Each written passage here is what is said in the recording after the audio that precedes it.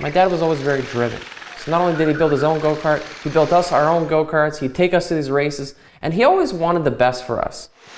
He was so committed to his dream that he bought his very own property and built his own racetrack.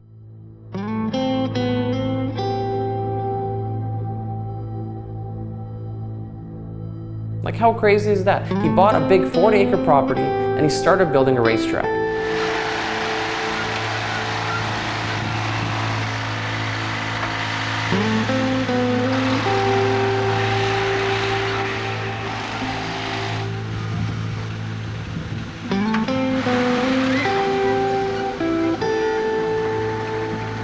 Every weekend we'd be there. He'd be there with his friends, he'd be using heavy machinery, they'd be digging dirt, they would be loading dump trucks, they'd be doing all this with no experience, all these decrepit machines from the 30s and the 60s.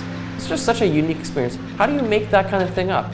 You know, if these pictures weren't around, sometimes I wouldn't even believe this happened. It's incredible that he did this just for the sake of this dream.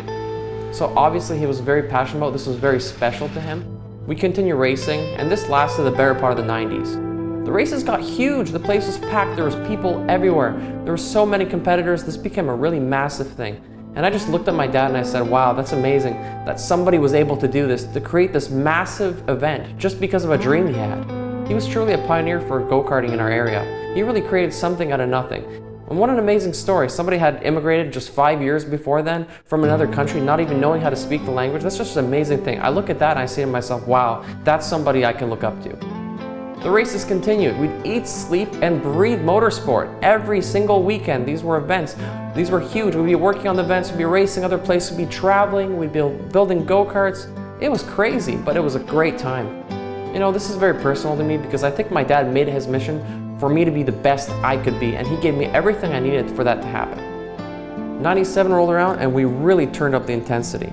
He got me a new go-kart, a custom sprayed helmet, and I had everything I needed, all the tools I needed to do a good job. And in 1997, all that paid off when I won the championship.